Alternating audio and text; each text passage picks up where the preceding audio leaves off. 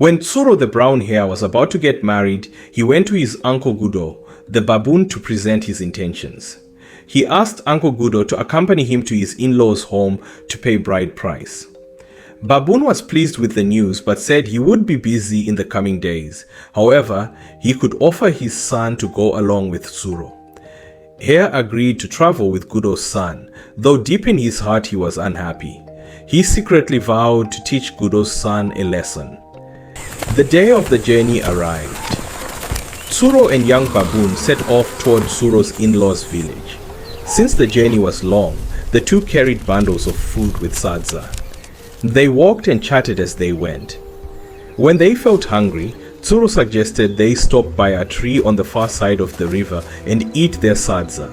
He explained that they first had to wash their hands in the river.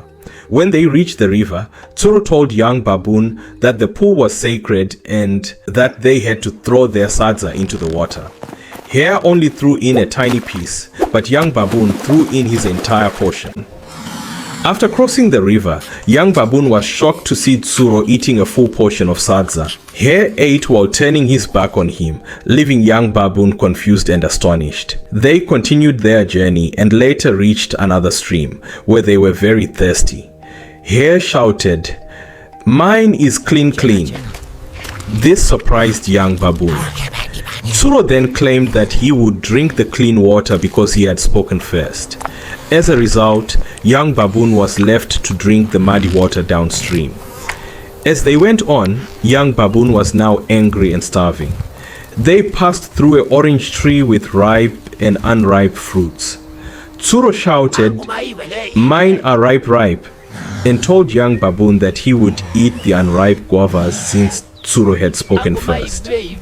Young baboon's only hope was that they would eat properly at the marriage ceremony ahead.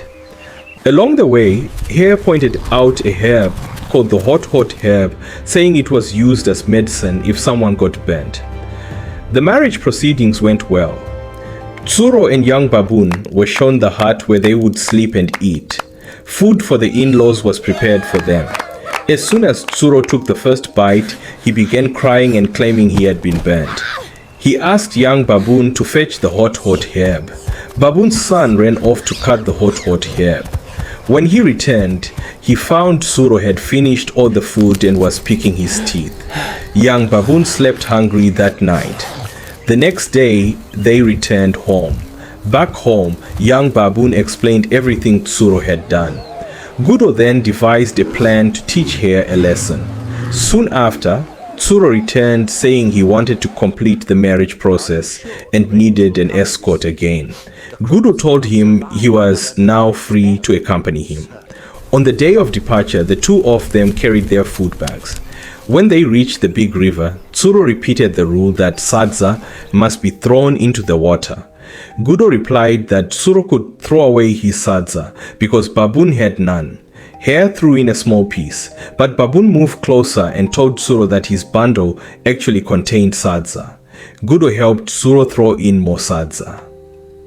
After crossing the river, baboon took out his cornbread and ate it while Tsuro watched.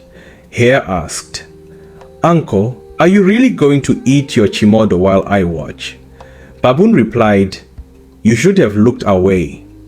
This angered Tsuro.